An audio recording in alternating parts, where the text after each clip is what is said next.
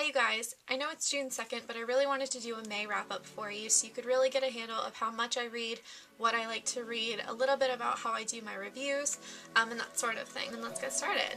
So the first book I read this month was called The Start of Me and You by Emery. It's about a girl named Paige who is a junior in high school, and she is the ex-girlfriend of a boy in her class who passed away due to a freak accident. It was nobody's fault. She took it really, really hard. It's one of those books where she's trying to learn how to cope with this newfound identity of being this girl who has a dead ex-boyfriend. And as a junior in high school, she's 16, 17, and really trying to learn how to handle dating again, how to handle her friendships, her parents' relationship, all those sorts of things that suddenly look so different now that you've been impacted by this sort of experience. So it's a really good book.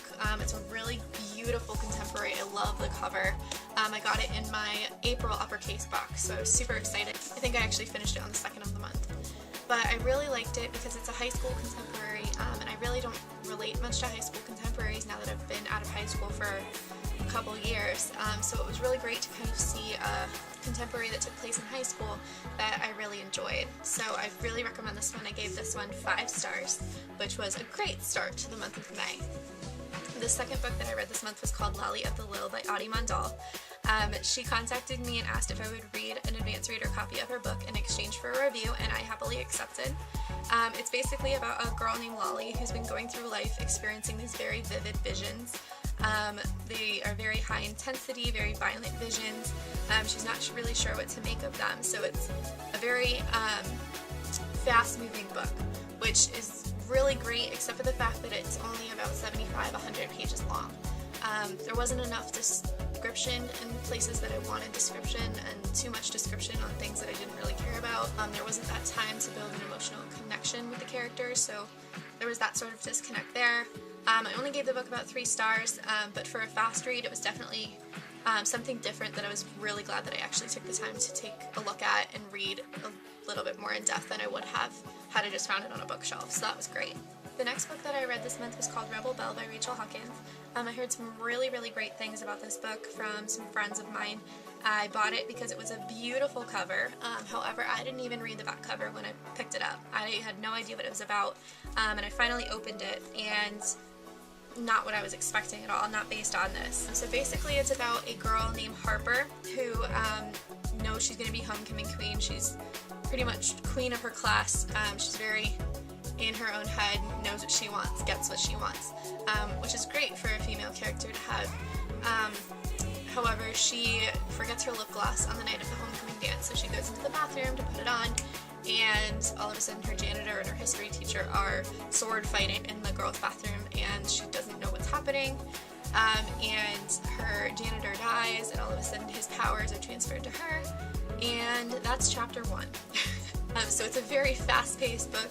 You're not really sure what's going on until like maybe chapter 4, so it's really kind of cool to see her kind of come into her own with these powers rather than automatically starting with a character who's grown with these powers, who knows what they're doing. So it was kind of a different perspective. I honestly never would have picked up this book had I known what it was about. I usually don't buy books like that, but it was fantastic. I gave this one 5 stars, so that was a great piece to continue the month with, definitely. The next book I read was another advanced reader copy called Stakeout by Luchesi. She emailed me as well and asked if I would read it in exchange for a review, and I said yes. Basically it was about an ex-cop who, his last mission where he was a cop, he was attacked by a vampire. He went back to the office, kind of tried to explain what happened, and they said he was crazy and fired him. Cool. He was later contacted by the FBI for supernatural creature, basically, in so many words, and he joins forces with them to try to bring down this vampire that caused him to lose his job. So it was really kind of a supernatural, if you've ever seen that show, kind of take on vampire hunting. I personally have had enough of the vampire worlds. I still have a couple vampire books that I have not read yet, and I need to. However, I kind of got sick of vampires when every single book that came out in that 2-year frame had to do with vampires.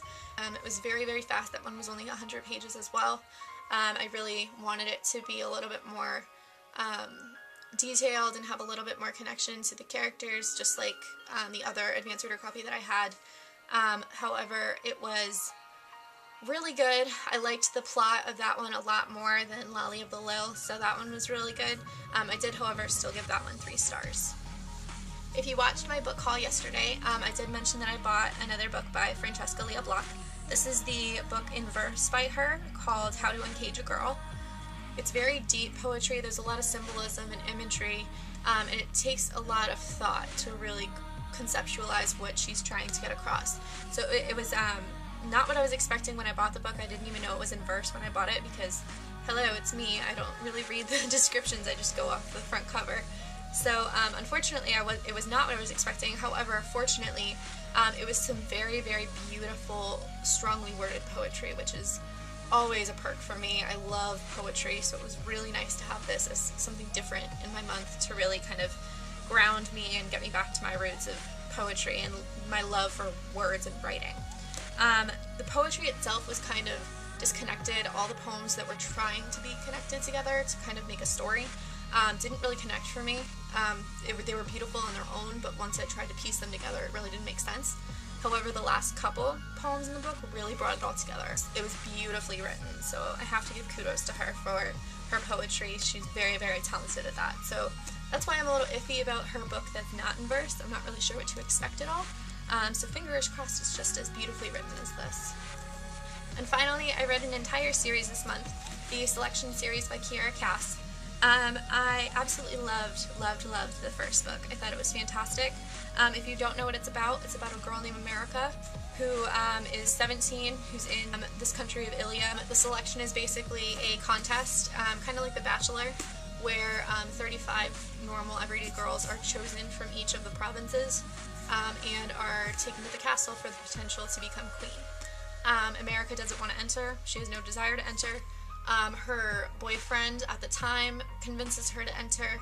Her parents aren't very well off and they get paid for her to be in it, so they kind of were like, you don't know what could happen, enter. So she enters thinking there's no way she's going to get picked, and lo and behold, she gets picked. So this whole book is her first go at the selection in this palace with the prince and how she's handling all these new people and this new environment, and it's really, really good. This was my favorite out of the whole series. The next one in the series is the Elite. They are now down to 6 girls, and it is definitely a little bit more high intensity. This is my least favorite of this series. I really didn't like America in this one. She really just made some really poor decisions. If you guys saw my Instagram post, I definitely had some not so choice words for Miss America, but you know, gotta have one second book syndrome in a series, right? And then it was supposed to be a trilogy, so this would have been the last book. It's called The One, and this is where Prince Maxon is choosing his queen. I absolutely loved this. My problem with this book, and the reason why I don't love it as much as the first one, is the last 4 chapters have a ton going on. A ton as in probably enough content for 10 chapters. And I really wanted a little bit more expansion on what happened in those chapters. There was a lot of events that really took a toll on the characters, and you know that like it's hurting them and impacting them, and they need time to cope and accept everything, and they don't have that sort of time. The book ends in 25, 30 pages. So it was very rushed at the end, and I really wish it wasn't. She continued the series with the Heir, which is the next generation of the Selection, which is a little bit backwards because now we have a princess who's looking for her prince, which is really weird now that we've had 3 books as one of the competitors for a royal hand. Now we have a royal hand looking at her competitors. So it's kind of nice to have that dual perspective in both books. Whereas this one, Princess Edalyn, is very, very, very different from America. So it's really different for me as a reader anyway, to have her as a narrator and seeing that side of the story. I loved this book. I've heard some really negative things about it, and I absolutely loved it. This one I loved actually as much as the Selection, so that was really nice. So that was my May wrap up, you guys. I hope you found a couple of books in this pile that maybe interested you enough to pick them up yourselves. If you have any questions about them, please feel free to ask in the comments, and I will be happy to answer them for you. Except I won't do spoilers. Sorry, you're gonna have to read those for yourself. But thank you so much for watching, and I will see you in the next video.